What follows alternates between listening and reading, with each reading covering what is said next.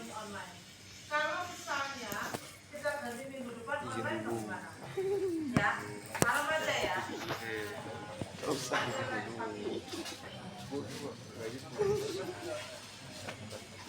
Ada ide-ide bareng.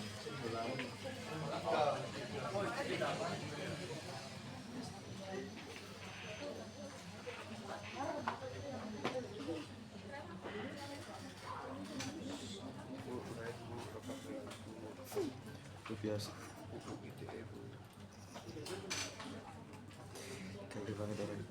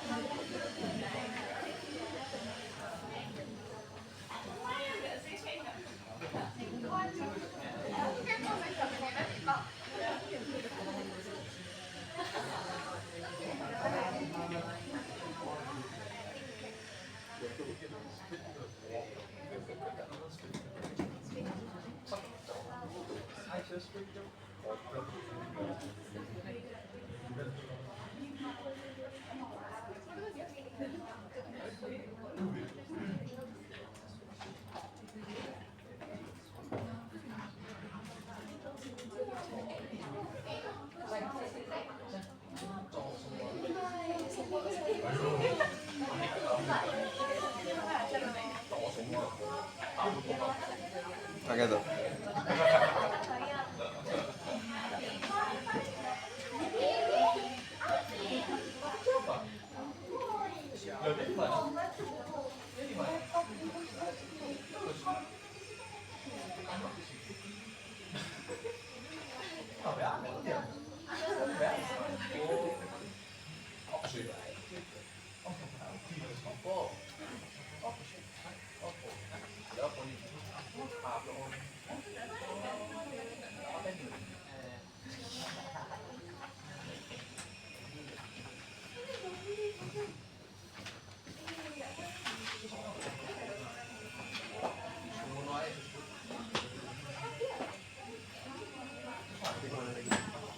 Kelas bro seharian. Oh TP Pakuan Mall. Maestronya enggak. Surabaya. Darjo.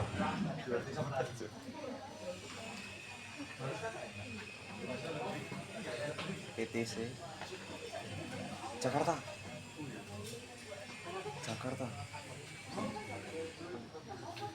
Oktober tanggal 9. Semarang nggak tahu jadi apa enggak. Yes, dua itu. Di situ.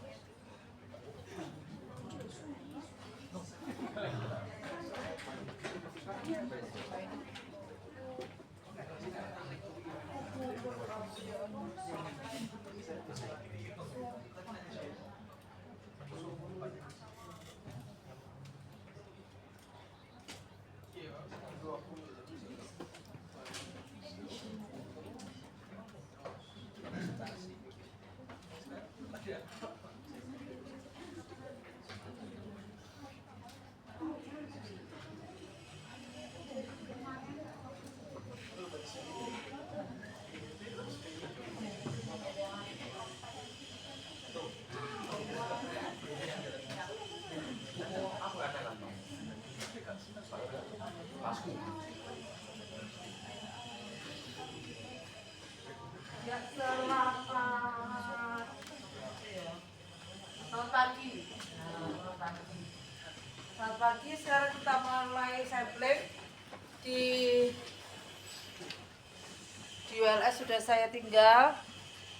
PowerPoint-nya atau punya Misier. Kalau yang teori punyanya si Ernest, Anda bisa baca. Kita pakai punyanya Ernest dulu untuk teori. Lalu nanti kita pakai punyanya Misier ya. Saya pakai mic apa enggak? Kecuali kalau lagi sakit batuk pakai mic ya. Tadi sore udah cukup keras. Ya, sekarang kita pakai sampling. Ya, sekarang kalau yang dinamakan sampling itu sebetulnya adalah berarti apa? Berarti kita mengambil bagian atau sebagian dari populasi. Sebagian dari populasi. Yang dinamakan sampling selalu kita bilang sampling supaya sampling itu representatif. Representatif itu artinya mewakili populasi. Kalau ditanya loh, kira-kira sekarang kalau apakah semua yang kita ambil bisa mewakili populasi atau enggak? Ya, sekarang coba kalau kita lihat pizza itu enak apa enggak? Enak enggak? Enak ya katanya ya, katanya enak katanya. Tergantung. Si auditor itu sama seperti auditor, di mana kalau kita mau ambil sampel bisa itu mewakili populasi apa enggak? Betul ya? Kalau Anda bilang kalau Anda mengambil salah satu ditutup matanya, Anda ambil kulitnya saja, nggak ada isinya loh ya, pinggirannya, enak enggak? Anda makan pizza, Anda dikasih kulitnya aja yang sedikit, enak enggak? Kalau pinggirannya pizza yang nggak ada kejunya, yang meleleh itu kira-kira, pizza sama roti goreng enak mana? Roti goreng, kata dia. Temennya belum pizza bisa enak, nggak enak kata dia gitu. Kenapa? Rasanya loh kayak roti goreng. Aku mendingan makan roti goreng. Sudah harganya mahal, bener nggak? Lah, sementara teman Anda bilang wah pizza itu enak. Soalnya apa? Rotinya sedikit, toppingnya yang banyak katanya gitu. Enak ya. Berarti apa? Berarti Anda mungkin dapat tengahnya, iya kan? Atau yang banyak yang sukanya apa? Sukanya misalnya sosis ya pas di situ ada sosisnya atau ada apa namanya daging asamnya sehingga jadi enak. Berarti kalau kita lihat berarti bagaimana cara untuk supaya bisa mewakili populasi, bisa mewakili rasa dari pizza itu yang enak itu berarti dari tengah juga diambil, dalam juga diambil, pinggir juga diambil sehingga bisa representatif. Masalahnya di dalam audit kita itu kalau bisa bisa dilihat kesalahan. Masalahnya adalah yang namanya kesalahan itu kita nggak ngerti. Kalau auditor itu bisa melihat suatu kesalahan, ya kan? Kayak kita melihat di dalam apa namanya di dalam beras itu ada kutunya, kita kan langsung ambil kutunya, gitu toh. Masalahnya nggak bisa dilihat. Berarti apa? Berarti kita harus merancang sesuatu yang memungkinkan suatu sampel itu bisa mewakili populasi, artinya representatif. Berarti yang namanya representatif bagaimana? Dia ya karakteristik sampel itu ya karakteristik sampel yang diambil itu mewakili atau setidaknya hampir mendekati sama dengan populasi. Kalau kita lihat sampling apa yang namanya pizza bundar ini, berarti kalau kita fotonya adalah dari apa namanya tengah ke bawah, sehingga apa kita bisa merasa yang tengah, yang pinggir dan yang tadi yang kayak roti goreng, lebih enak roti goreng itu ya. Berarti seperti itu supaya bisa mewakili suatu populasi setidaknya. Nah, di dalam praktik saya katakan bahwa si auditor itu tidak pernah tahu apakah sampel itu mewakili populasi apa tidak. Taunya bagaimana? Taunya pada saat apalagi sudah ada kasus, itu baru tahu bahwa yang tak ambil itu ternyata tidak mewakili populasi, belum mewakili populasi. Artinya masih ada yang kelewatan, gitu ya. Nah, lalu bagaimana? Bisanya apa? Bisanya kita bisa meningkatkan kemungkinan sampel itu yang diambil bisa mewakili populasi dengan berhati-hati. Berhati-hati dari mana? Saat kita mendesain samplingnya, saat memilih sampling, dan saat kita mengevaluasi hasil akhirnya. Jadi itu dari desainnya yang benar, yang layak, memilih sampelnya bagaimana, dan mengevaluasi hasilnya itu yang sudah tepat. Seperti itu. Nah, ada dua jenis sampling risk yang bisa memungkinkan, yang bisa mendorong atau bisa menyebabkan sampling error atau non sampling error. Ada dua jenis risiko. Yang pertama adalah sampling risk dan non sampling risk. Ya. Sampling risk itu adalah dimana kalau namanya adalah sampling risk, risiko yang terkait dengan sampling, ya kan? Berarti auditor itu risiko dimana auditor itu memutuskan hal yang salah atau incorrect conclusion. Kenapa? Karena sampel itu tidak mewakili populasi. Tetapi ya tadi harusnya itu misalnya kalau transaksi itu kan dari 1 Januari ya kan, kalau PLK 1 Januari katanya cuma bayar gaji katanya ya, sampai tanggal 31 Desember di situ ada banyak transaksi penjualan, transaksi pembelian, banyak sekali. Kalau auditor cuma ambil Januari saja, pasti kemungkinan tidak mewakili populasi. Nah, itu namanya adalah sampling risk. Kenapa tidak terwakili? Yang kedua adalah non sampling risk, di mana auditor itu bisa menyimpulkan karena hal terkait dengan sampling, tidak terkait dengan sampling. Contohnya bagaimana? Kalau yang melakukan penyampelan itu tidak mengerti mengerti bagaimana cara melakukan sampel, berarti itu walaupun representatif walaupun tidak representatif juga salah, nggak bisa baca misalnya. Walaupun sudah pakai software, tetapi kalau tidak bisa cara bacanya, maka bagaimana? Tetap aja, ya kan? Ataupun sampelnya sudah benar, tetapi Anda melakukan prosedur auditnya salah, ya kan? Tidak tepat. Makanya apa?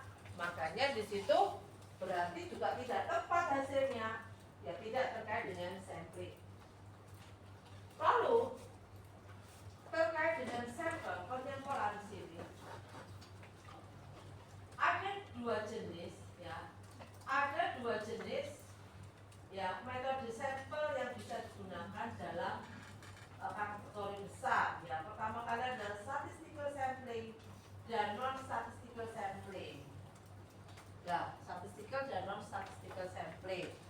Kedua-duanya ini diperkenankan di dalam kalau kita baca standar. Standar memperbolehkan kita pakai statistical, ya, non statistical diperkenankan. Kalau kita baca standar di standar audit tidak menjelaskan secara detail sekali terkait dengan bagaimana auditor itu melakukan penyampelan. Tetapi keduanya ini juga semua tiga langkah besar. Langkah besar pertama kali tentunya merencanakan sampel, ya, artinya jumlahnya berapa, ya kan? Lalu apa namanya? Nanti lalu kedua adalah memilih sampelnya apa saja yang akan dipilih, misalnya 93 apa saja yang mau dipilih, ya, unitnya. Lalu melakukan perform test, ini adalah melakukan uji audit, ya, dan yang ketiga adalah mengevaluasi hasilnya. Kalau kita lihat di sini ada dua cara metode yang bisa digunakan oleh auditor saat memilih sampel. Ada dua cara. Yang pertama adalah probabilistic sample selection dan kedua adalah non probabilistic sample selection. Kalau probabilistic apalah kalau di sini. Kalau probabilistic berarti apa? Dia di sini seperti yang Anda pelajari saat dulu waktu statistik itu. Ya, itu adalah probabilistic, ya. Lalu kalau non probabilistik ya enggak, berarti tidak seperti tidak menyangkut adanya penghitungan yang sangat rumit sekali. Jadi artinya sampel itu kalau probabilistik itu di mana setiap sampel memiliki kesempatan yang sama untuk dipilih. Kalau non probabilistik tidak. Lalu kalau di sini dikatakan tadi sudah saya katakan bahwa menurut standar boleh pakai statistical dan boleh tidak pakai statistical, boleh non statistical boleh. Kalau statistical dia sampel itu akan probabilistik sifatnya. Artinya masing-masing sampel memiliki kesempatan sama untuk dipilih. Lalu auditor juga bisa menggunakan non statistical evaluation saat menggunakan probabilistic selection. Ya, tapi ya tidak pernah diterima untuk mengevaluasi non probabilistic sampel menggunakan statistical methods. Nah, selanjutnya kita mau melihat sample selection methods. Macam-macam probabilistic sample selection method. Yang pertama adalah simple random sample selection. Nah, di sini artinya tadi sudah saya omongkan dulu. Pada saat itu di sini adalah kombinasi dari populasi di mana setiap item itu memiliki kesempatan untuk dipilih dalam sampel. Sebetulnya ini waktu dulu Anda mengambil statistik, Anda mengenal yang namanya random, tabel random. Ya, tabel random itu adalah salah satu aplikasi untuk simple random selection. Selanjutnya kedua adalah systematic sample selection. Sistematik itu auditor itu menghitung interval, lalu ya memilih item berdasarkan size dari interval. Nah, ini adalah systematic sample selection. Contoh adalah misalnya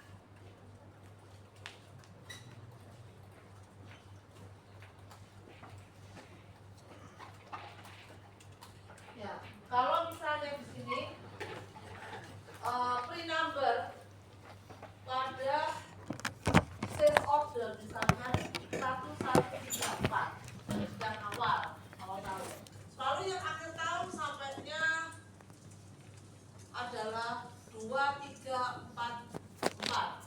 Lah, totalnya berapa? Nih, Lalu dibagi email apa? dengan sampel. Oh iya bagus. Misalnya 100, ini adalah Terus sampai angka office. berapa? Nah, Dan nanti dipilih. Itu namanya adalah systematic sample selection. Nanti setelah ini kita akan belajar systematic sample cari selection office. ya. Ini Google. Lalu probability proportional to size adalah ini dalam 365. banyak situasi audit sangat penting untuk memilih sampel yang menemukan Sign in. pada populasi air Di download yang tuh sing. besar. Saat minggu depan hari Senin kita akan bicara terkait dengan bagaimana kita menggunakan proportional probability proportional to size sample selection yang biasa digunakan untuk monetary unit sample. Kalau non Ingat password. probabilistik, cara untuk sampel yang non probabilistik meliputi besar sample selection. Kalau besar itu asal koma dia tanpa ada suatu pertimbangan apa. Microsoft. Ya. Yang kedua adalah Buka itu, block Aceh, sample itu. selection. Pertama kali auditor itu memilih blok, lalu setelah itu dipilih. Misalnya auditor memilih dalam 1 tahun itu milih dibagi 4 blok misalnya 3 bulan, 3 bulan, 3 bulan. Nah, dia pilih akhir, ya, itu namanya adalah block sample selection. Nah, di sini auditor itu menggunakan sampel untuk TOC dan substantive test of transaction. Sekarang pernah ingatkah apa itu TOC dan apa itu substantive test of transaction kira-kira? Ingat apa? Apa? Cari akses langsung akses ya. Kalau TOC betul apanya? Buat apa? Google. Ya, menguji efektivitas. Google maksudnya. Yang kedua adalah substantive test of transaction. Contoh bagaimana? Kalau kita lihat ya, misalnya sales order, ya, begini aja. Kalau lihat pramuka itu pramuka yang baik itu pasti ada atributnya. Atributnya apa? Namanya pramuka atau Pak polisi dengan Pak Satpam itu pasti ada bedanya. Walaupun kemarin dulu seragamnya hampir sama, benar ya? Tapi ada atribut yang berbeda. Ya, coba kita lihat pramuka. Kalau jadi pramuka itu harus ada atributnya. Yang pertama kali pakai handuk, ya kan? Semangat pramuka kan dahulu kala ada handuk, ya kan? Ada cincin, ada barungnya, ada apanya yang penggalang itu, ya, penggalang sama apa? Siaga, penggalang, pembina, ya kan? Berarti ada atributnya. Lah, kalau kita ngecek atribut berarti apa? Kita lihat cocok nggak kayak tentara, ya kan? Ya, kalau kita lihat di TV itu, berarti itu sebetulnya ngecek atribut. Bener. Ya, kalau kita lihat sales order, atributnya harus ada apa?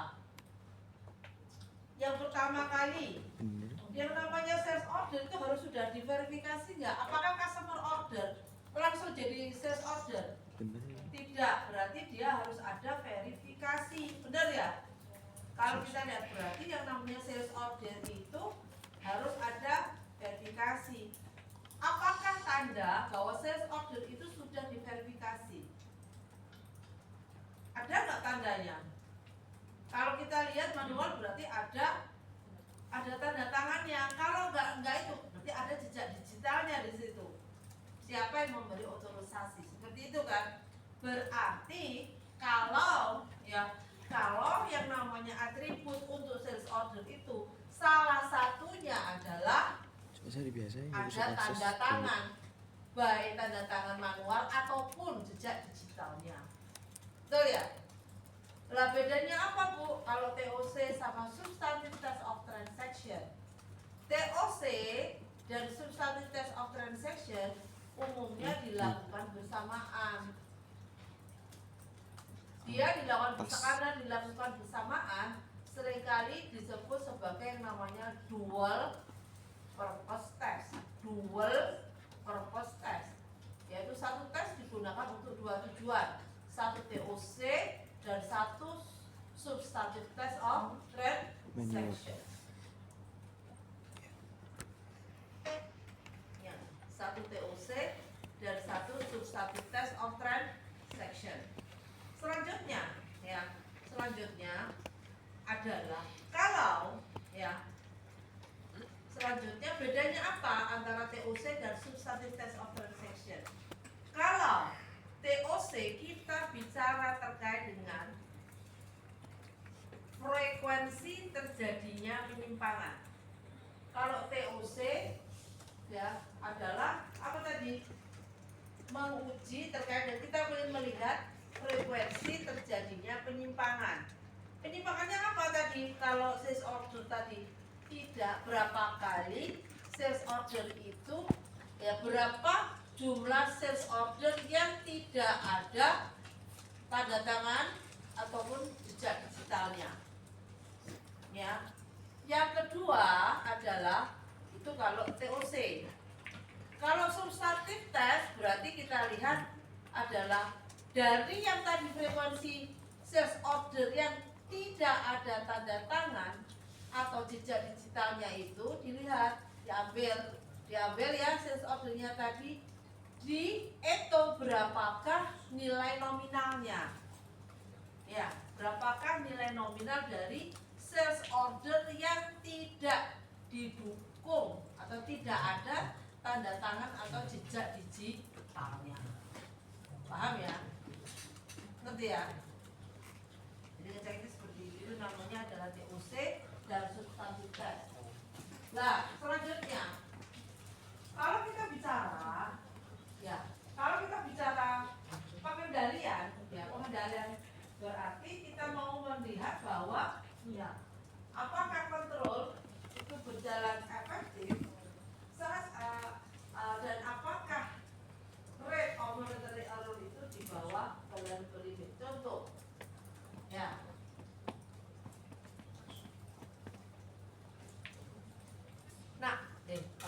kamu punya pacar nggak? Kok nggak punya pacar? Kalau di sini bilang nggak punya pacar, kamu nggak punya pacar? Kok jombli begini sih? Cewek-cewek aja katanya, kamu sudah punya pacar belum? Aduh, kok belum punya pacar semua sih? Terus kamu sudah belum? Contohnya kamu aja wes. Dia punya pacar, dia punya pacar. Kalau kamu suka nonton nggak? Yang nonton film. Waduh, nggak suka ya. Kamu suka nonton film nggak? Sukanya nontonin orang pacaran. Dalam sebulan nonton 100 kali, kamu nggak kuliah kah? Gimana? Oh gitu, tak pikir dalam seminggu 5 kali, setiap hari gitu ya. Kamu punya pacar, nah cewekmu suka nonton film sama kamu nggak?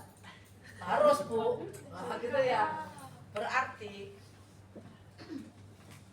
kira-kira nih, kalau kamu punya pacar ya, kalau kamu kan berandai-andai ya, kamu aja nggak mau dia,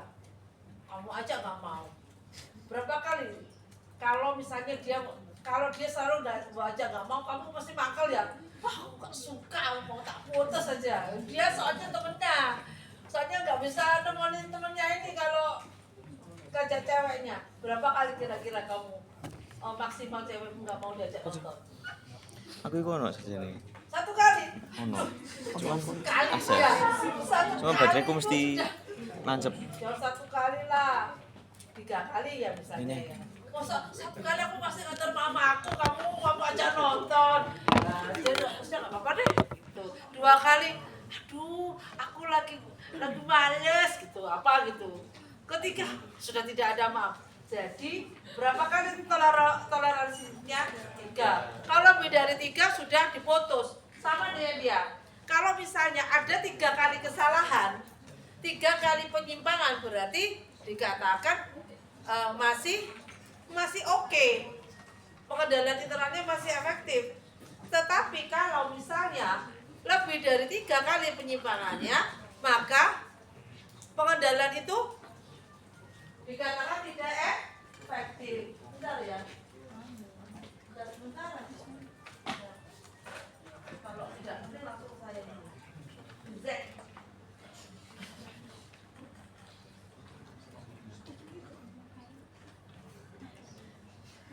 Bentar ya. Tem que 30.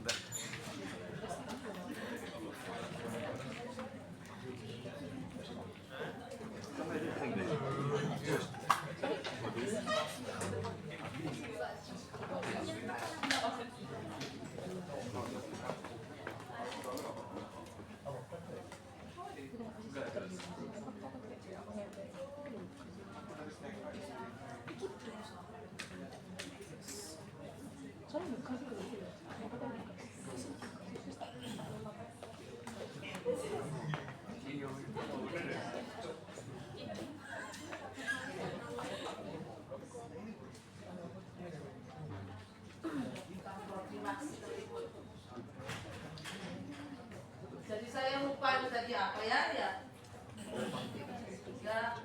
itu ya. Lalu kalau berarti kalau kita bicara itu tadi dalam konteks TOC. Tapi kalau kita bicara dalam konteks substantive test of transaction, berarti kita tidak bicara frekuensi, tetapi kita bicara ya apanya? Besarnya nilai moneter. Besarnya nilai moneter.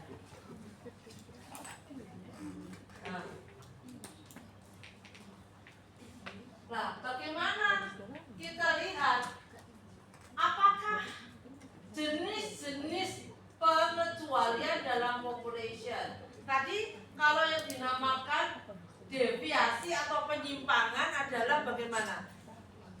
Kalau penyimpangan kan macam-macam ya. Kalau kita bicara dalam konteks ya, dalam konteks audit yang namanya penyimpangan itu, kalau kita bicara dalam ranah pengendalian, berarti kalau dianggap penyimpang berarti apa? Gak sesuai dengan prosedur. Benar ya? Harusnya sales order tadi harus ada tanda tangannya loh. Ya kan? Kalau nggak ada tanda tangannya dianggap bagaimana? Nyalain prosedur, penyimpangan. Lalu kalau ya contoh yang lain, kalau misalnya terkait dengan yang ada sales invoice.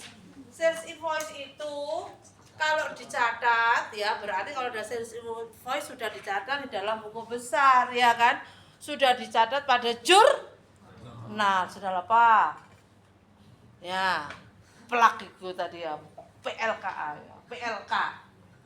Nah berarti harus ada dasarnya ya. Dasarnya apa? Kita mengakui lah, itu berarti kita harus belajar AKM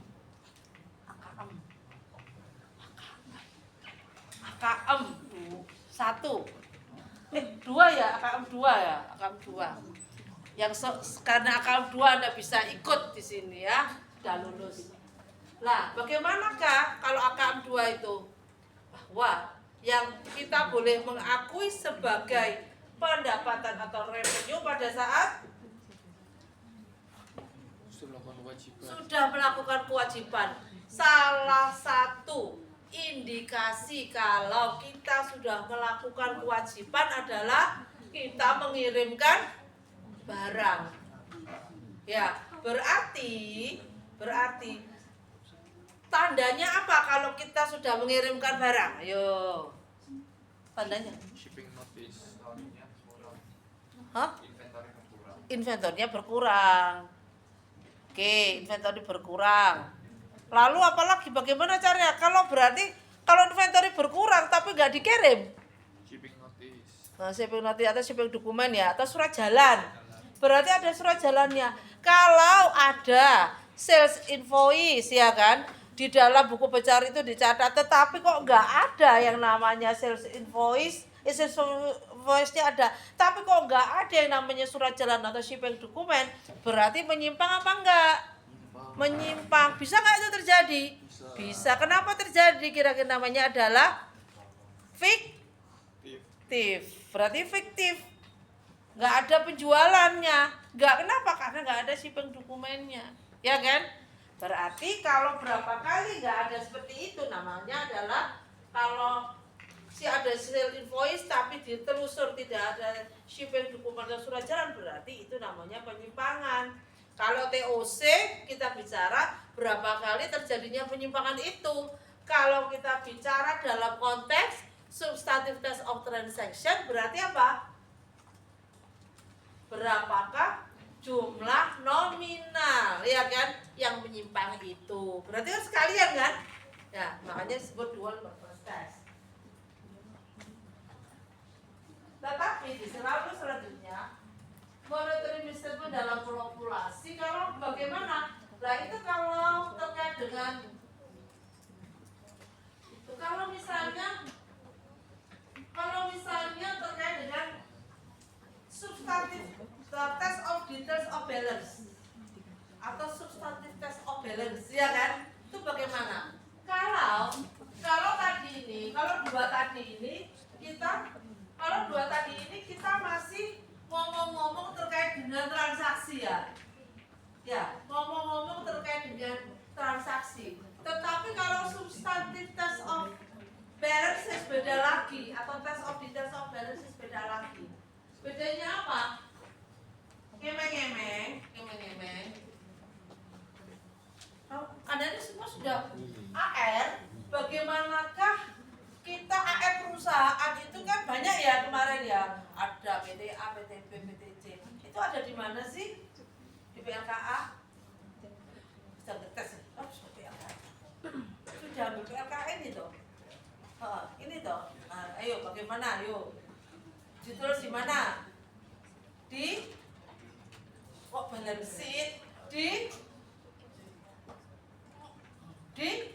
Ayo mana kamu? Loh, orang ditutup itu antara dia ketakutan, ayo. Di mana ayo? Di mana? Kau jangan sering gini loh. Ayo gimana? Kalau saya gini gimana? Anak-anakku sekalian, bagaimana? Itu bagaimana? Enak nggak? Nggak enak lah. Gini terus, ya. Kalau gini nanti harus operasi. Bagaimana? Bagaimana kita tahu rincian dari akuntansi mobil itu di mana? Di buku besar. Di buku besar.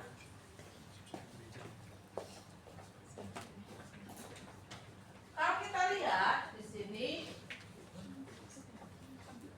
AR ini kan terdiri dari PT A berapa, B, C, D sama ini berapa, ini kan? Ini totalnya.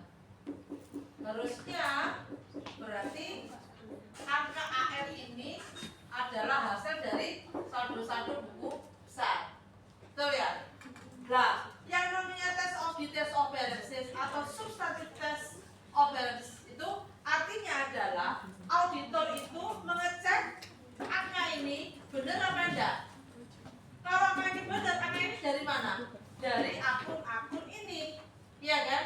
Berarti auditor akan ngecek ini. Nah, ngecek ini apakah akun-akun ini benar apa enggak? Dia sudah nggak ngecek lagi transaksi. Paham ya? Ya, dia tidak lagi ngecek transaksi, tapi total dari hasil transaksi itu. Gitu ya? Ada pertanyaan? Tidak. Jawab sendiri. Ya. Ada 4 langkah. Ini kita pakai ini aja. Ya. Kita langsung pergi ke yang lainnya ya. Langsung punyanya meja aja ya.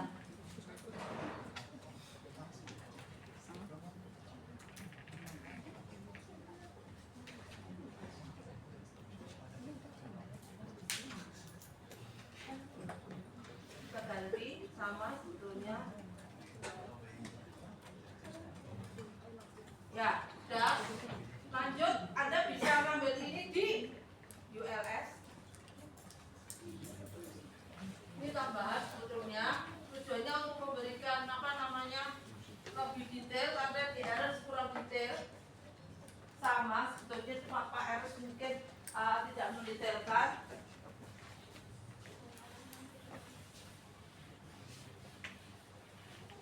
Ya, kalau sudah kita lihat ada berbagai macam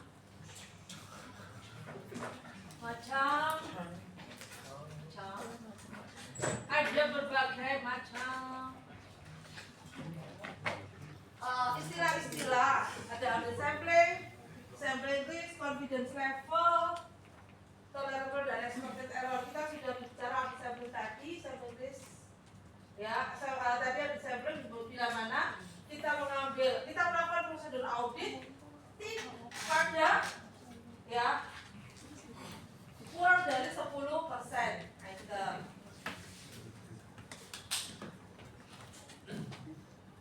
Udah ya tadi ya. Selanjutnya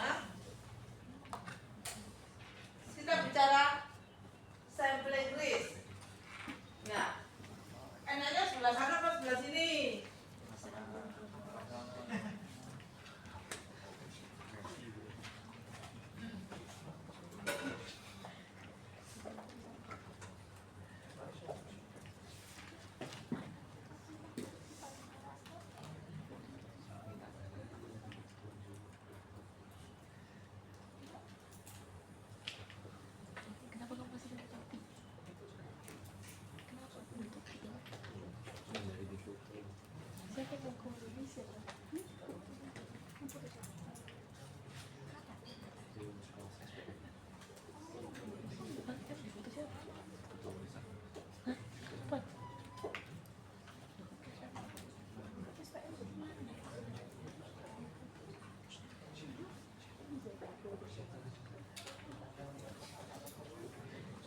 Sudah, ini adalah kenyataan dan ini adalah hasil audit. Menurut Anda auditor tahu nggak kenyataannya? Tahu nggak? Nggak ngerti. Kalau internal control hasil dari kalau hasil audit menunjukkan internal controlnya lemah, berarti dari TOC ya. Memang ternyata lemah, bener enggak hasil auditnya berarti? Bener toh? Dalam hasil audit, auditor menyimpulkan, ternyata internal auditnya lemah. Kenapa? Karena tidak ada pemisahan fungsi, ya kan? Karena dokumennya kurang. Ada yang ini, ya, lemah. Dan memang ternyata kenyataannya lemah, berarti benar tidak proses auditnya? Benar kan? Benar. Yang kedua adalah auditor melihat internal controlnya itu lemah. Dari apa? Dari diagram, dari flowchartnya. Tidak ada pemisahan fungsi. Jadi semua orang boleh melihat general controlnya juga lemah, ya kan? Bagaimana lihatnya? Iya, karena bagian ini bisa buka komputer ini, ya kan? Semua akses terbuka. Auditor menyimpulkan itu lemah. Tetapi sebetulnya internal controlnya itu kuat. Salah atau benar proses auditnya? Salah kan? Harusnya kuat atau dikatakan lemah? Salah. Itu bisa nggak terjadi? Bagaimana mekanismenya? Di dalam pengendalian internal, asumsinya adalah orang tidak jujur, ya kan? Kalau orangnya semuanya jujur, karena religius itu jujur, ya katanya lo ya. Padahal kadang-kala kalau uang itu beda, kalau ibadah itu religius, kalau uang belum tentu, ya kan? Kalau kita samakan orangnya adalah orang yang jujur kacang hijau, ya, maka tidak ada pemisahan fungsi, tidak apa-apa. Oh, jujur kok, iya kan? Dia akan melakukan sesuai dengan kewajibannya. Bisa kan itu terjadi? Dan sebetulnya efektif kan? Ya, sebetulnya nggak apa-apa kan? Nggak apa-apa, oke. Yang kedua, auditor itu dari TOC auditor mendapatkan internal kontrolnya ini kuat nih. Tetapi sebenarnya internal kontrolnya lemah. Bisa nggak? Bisa. Kenapa? Karena yang diuji oleh auditor itu adalah apa? Lebih kepada sesuatu yang formal, ya kan? Ada, tapi dia nggak melakukannya, ya kan? Lah, berarti salah apa benar? Salah. Kalau auditor memutuskan internal yang kuat, berarti efektif internal kontrolnya, dan memang efektif, ini berarti benar.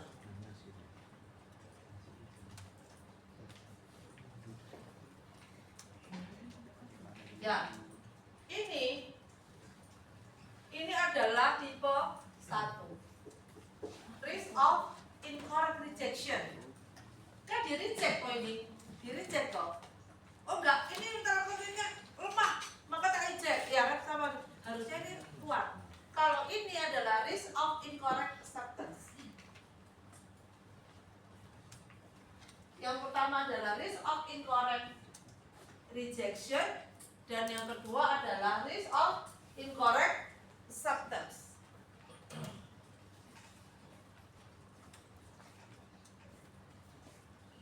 Menurut Anda, bahaya mana? 1 dengan 2? 1 atau 2? 1 atau 2? Semuanya pada malu-malu ya kalau ditanya. Berapa? 1 atau 2? 2, kenapa kok 2? Kenapa kalau 2? Kenapa kok 2? Ganggu efektivitasnya. Dahulu kala kita mengenal 2 strategi audit, ya kan? Kita kenal 2 strategi audit, kita ada 2 strategi audit. Bila mana auditor itu asumsi awal auditor itu yakin bahwa internal kontrolnya itu misalnya kuat, ya, asumsinya internal kontrol kuat, maka substantif tesnya itu akan, berarti internal kontrolnya kuat, berarti efektif. Substantif tesnya akan diperkecil,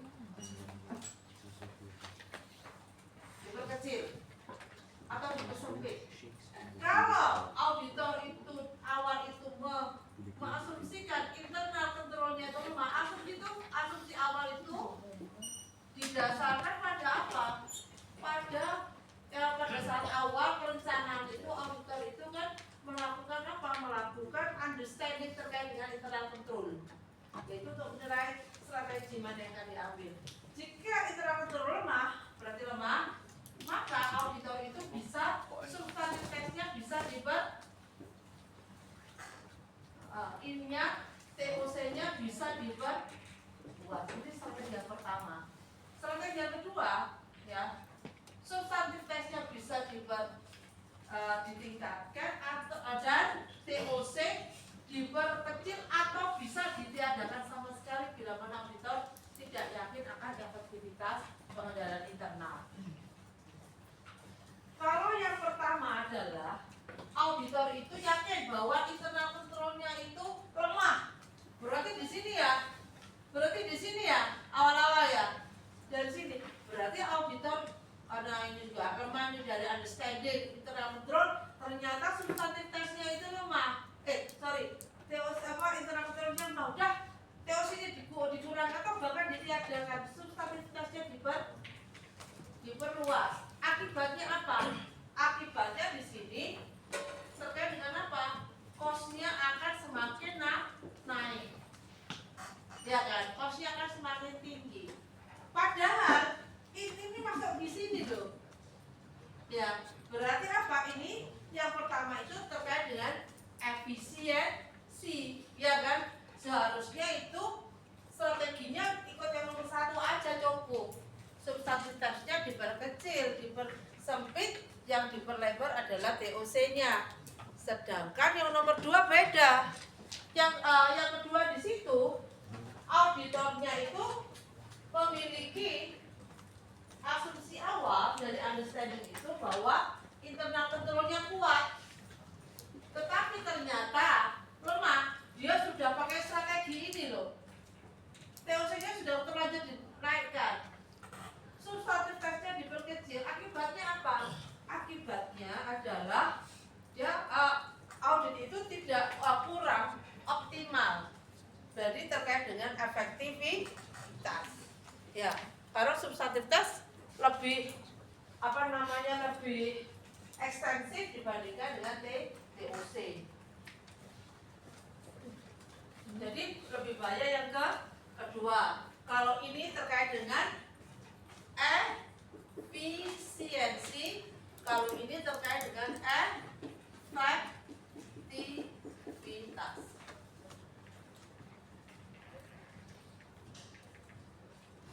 Ya. Selanjutnya di sini kita lihat ada 3 faktor yang digunakan untuk menentukan yang namanya sampling. Ya. Sample size. Ada 3 yang digunakan untuk menentukan sample size.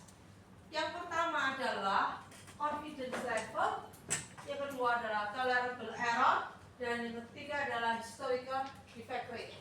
Yang pertama, kepastian itu ada 100%. Kalau auditor menetapkan audit risk-nya adalah 5%, ya, maka confidence level-nya berapa? Berapa? 95%. Kalau audit risk-nya 10%, maka confidence level-nya berapa? 90%. Kalau confidence levelnya semakin besar, berarti sampelnya butuh banyak atau sedikit? Sedikit. Oke, tanya sedikit ya. Sofa dijadikan contoh ini ya anaknya ya. Hai, kamu aja. Ya rambutnya di kayak apa? Kayak siapa yang kayak Sailor Moon. Kan anime kan banyak rambutnya. Kamu suka anime? Oh, harusnya kamu suka anime. Soalnya rambutnya sudah mendukung. Nah, kamu sempat aku lupa. Oh, Shannon. Oke, Shen. Kamu kira-kira kalau punya pacar sama punya suami lebih detail mana untuk pemilihan? Suami lah, kamu bisa jadi detektifnya ya. Dia ini punya pacar LDR, ceritanya Shannon ini. Ya Shannon, kira-kira kalau kamu jadi detektif, rate untuk informasi mencari pacar dengan mencari suami untuk Shannon, rate-nya beda nggak? Beda. Mahal mana? Yang di suami. Kenapa kok kamu suami itu lebih mahal? Biasanya dia minta detail. Oh detail. Kenapa? Karena kalau pacar tuh yang pertama suka nonton. Ya. Suka nonton ya? Kau suka nonton? Suka nonton. Suka traktir. Termasuk belikan belanja. Itu ya. Itu kan nggak banyak ya. Tapi kalau suami yang pertama adalah harus punya kepribadian. Gitu ya. Yang pertama itu ingat. Yang kedua, mertua harus baik, suka menyayangi cucu, suka ngopeni cucu. Ngopeni itu apa ya? Kok memelihara? Merawat cucu. Wah, harus gitu. Kakak-kakaknya harus mendukung penuh. Ya kan? Gitu. Keempat adalah orientasi seksualnya harus jelas. Loh, ada kan kemarin apa selebgram itu ya? Katanya nggak cerai berapa bulan, kenapa? Karena ternyata suaminya itu bukan. Kamu sih nggak pernah lihat di YouTube. Karena suaminya itu gay. Ya, loh, itu sungguhan loh, itu juga harus diperhatikan. Ya, itu harus diperhatikan. Walaupun dia cakep, tetapi kalau gay nggak laku kamu cantik-cantik apapun. Nah, itu ya. Loh, Ada loh perkumpulannya di Surabaya. Ya, di Surabaya itu namanya adalah Gaya Nusantara. Coba itu bapak pendiri adalah Dede Utomo. Sungguhan, coba kalau nggak lihat Gaya Nusantara Surabaya keluar. Dulu itu lokasi kantornya itu di daerah Mojo Klangru situ. Dan ada lagi di tempat mereka nongkrong di mana kalau untuk berolahraga di daerah Danau itu apa Atlas ya, dari di situ banyak geng tuh kata mereka loh, tempat itu bersebut apa enggak kita sudah ya lah, berarti kenapa kok kamu rate lebih detail katanya. Lebih detail, kenapa? Berarti kalau kita lihat tingkat keyakinannya lebih tinggi mana untuk cari pacar atau cari suami? Suami. Kalau cari suami berarti kamu harus banyak datanya kan? Berarti sampelnya banyak kan? Ya sama kayak ini. Berarti tingkat keyakinannya lebih tinggi, butuh sampel yang lebih banyak. Gitu loh. Harus di apa namanya dicontohkan dengan hal-hal seperti itu. Gitu ya. Sekarang kalau tolerable atau expected error tadi yang namanya tolerable tadi sudah saya katakan. Kalau untuk apa namanya TOC kita namakan tolerable deviance. Kalau untuk apa namanya substantive test of transaction atau test of details of balances, kita kenal yang namanya tolerable error. Selanjutnya ada yang namanya expected error. Expected error itu adalah error, ya. Expected deviance atau expected error itu adalah penyimpangan atau error yang kita harapkan akan terjadi pada saat kita melakukan audit. Nah, bagaimana kalau didapatkan dari apa hasil dari error atau deviance dari tahun audit tahun lalu? Kalau misalnya tahun lalu itu belum dilakukan audit, maka bagaimana? Maka di sini kalau tahun lalu belum dilakukan audit, maka di sini diambil sampel 30, dicek kira-kira dari 30 itu ada enggak kesalahan atau deviance. Itu menjadi dasar yang untuk menentukan yang namanya expected error. Nah, selanjutnya di sini ada allowance. Allowance itu apa untuk sampling risk? Nah, dia di sini adalah yang namanya sampling itu kan ada suatu risiko tidak mewakili populasi ya kan. Nah, di situ ada jaga-jaga ya atau bantalan yang namanya adalah precision atau allowance untuk sampling risk. Nah, apakah kira-kira sampling itu tuh butuh untuk bisa nggak semua prosedur? Apakah semua prosedur audit itu butuh sampel? Tidak mesti. Intangible inspeksi, tangible asset butuh, record butuh, ya kan? Performance ya, recalculation, confirmation yes. Analisis rujuk kenapa nggak butuh ya? Karena sudah tinggal memasukkan angka-angka di dalam suatu software sudah keluar. Scanning nggak perlu, cuma melihat sini aja masa ditutup gini, nggak mungkin ya? Bisa. Inquiry, pertanyaan dan juga observasi tidak perlu kita melakukan sampling.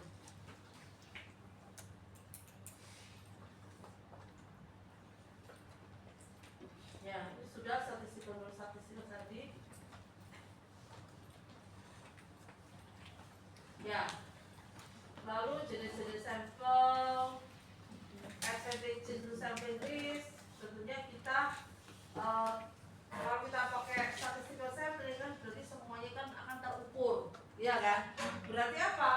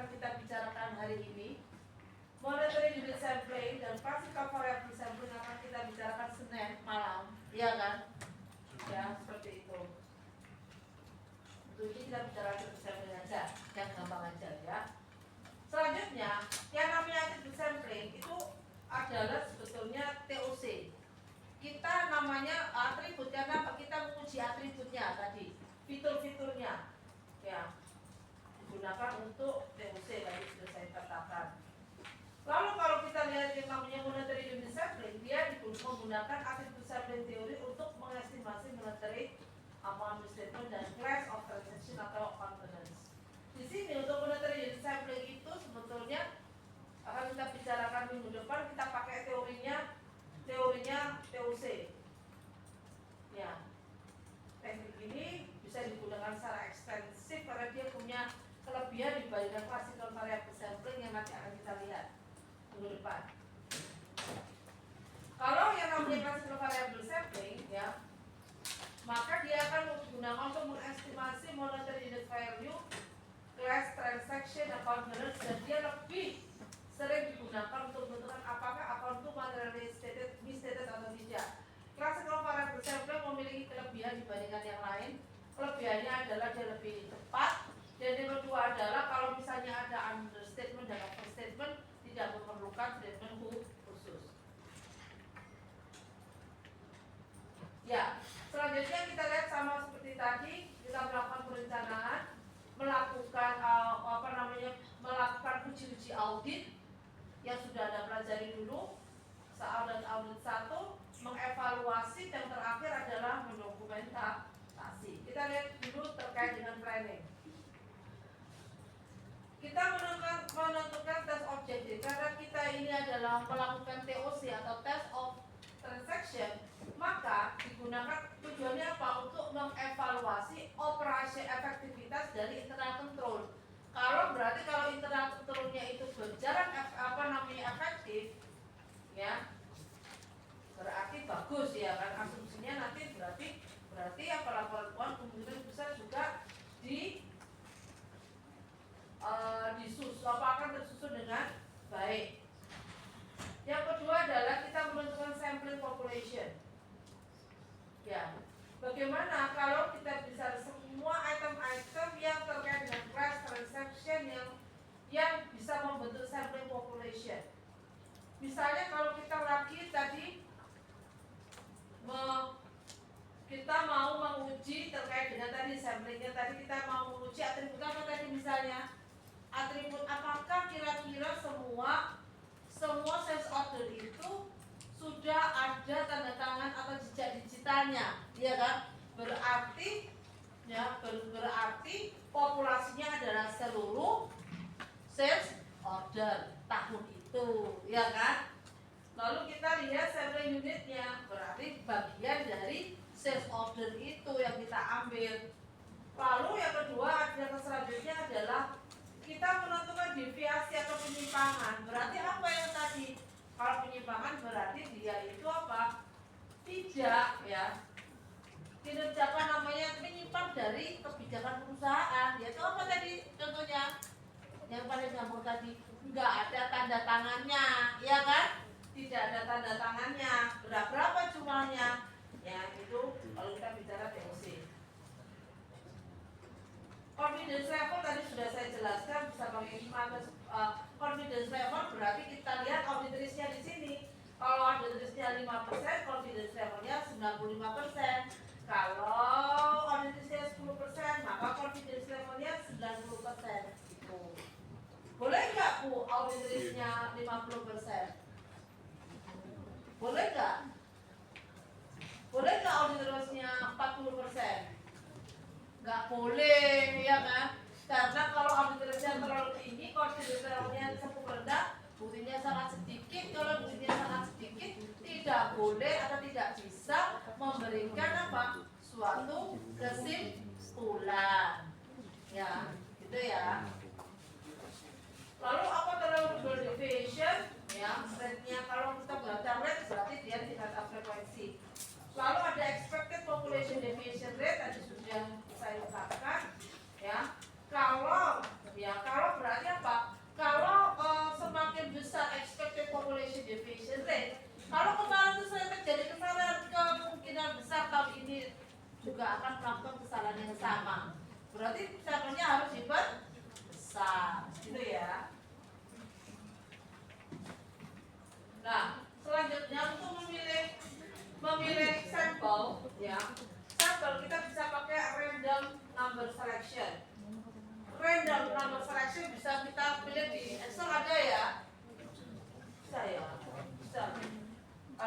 tanya Mbak Google di situ, tanya ya, ada di Excel juga bisa dia menerbitkan atau ada juga tabelnya kan.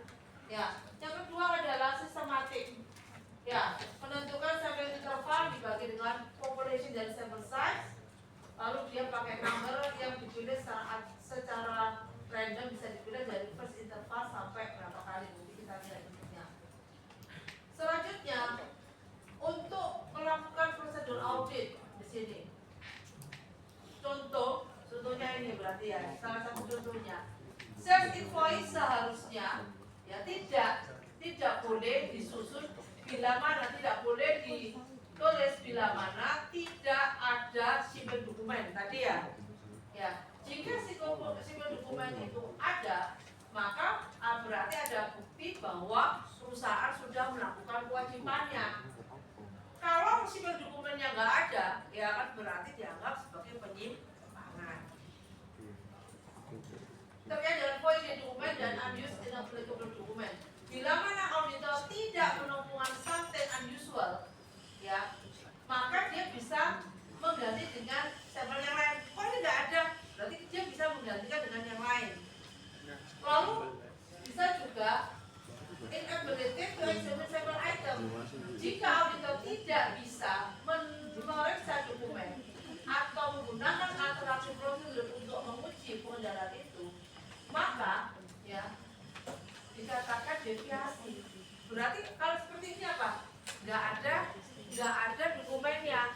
Ini hampir sama dengan apa? Hampir sama dengan kalau kita masuk dalam term audit adalah scope limitation. Ya, karena nggak ada dokumennya.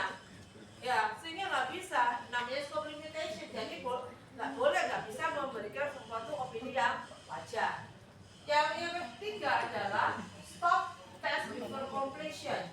Jika ada salah saja yang banyak, ini dia dulu kok salah, deviasi. Ini loh kok nggak ada simpen dokumennya. Loh ini nggak ada. Beberapa kali sudah di stop, berarti pengendalian terminalnya kurang efektif. Maka dia bisa beralih tadi yang pertama kali, misalnya dia pertama kali menentukan strategi yang pertama, bisa berubah kedua. Artinya apa?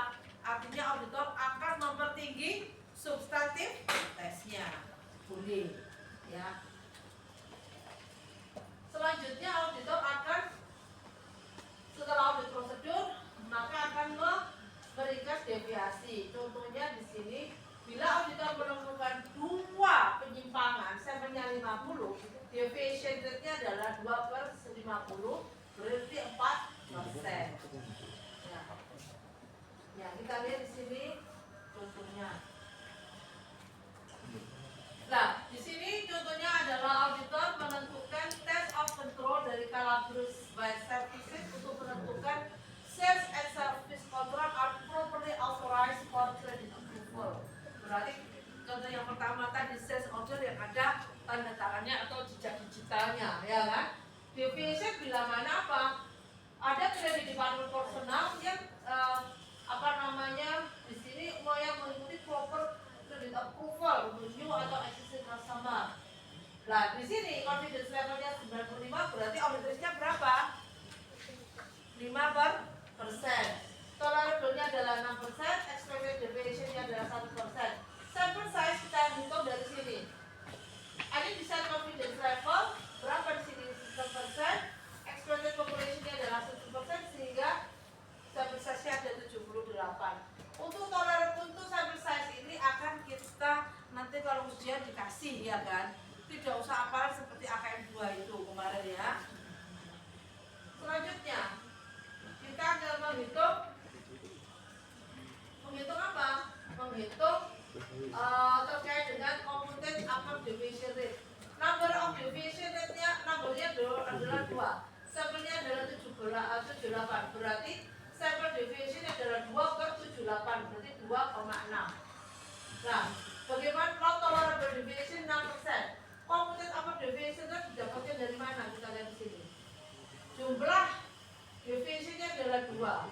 Sample size-nya adalah 78 tadi ya, mendekati adalah di sini 75. Berarti computed upper deviation rate-nya adalah 8,2. Nah,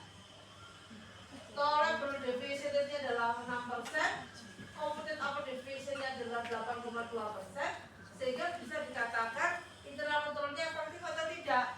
Tidak efektif. Kenapa di sini? Karena computed apa deviation rate melebihi dari tolerable deviation. Sudah selesai. Untuk non statistikal ada baca sendiri ya. Ini kan sudah saya tinggal di dalam ULS. Boleh pulang sudah. Itu ya. Kalau sudah boleh pulang.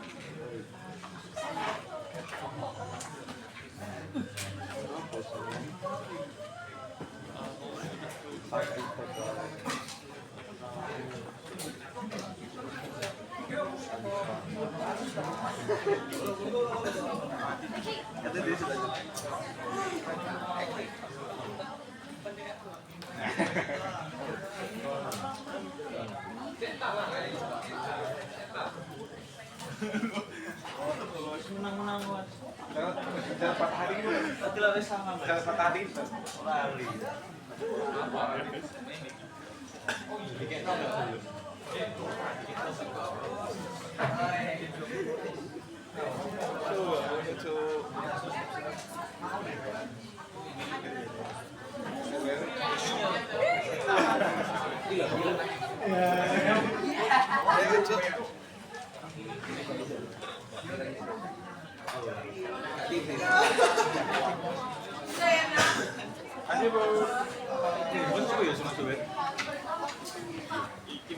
Iki harusnya.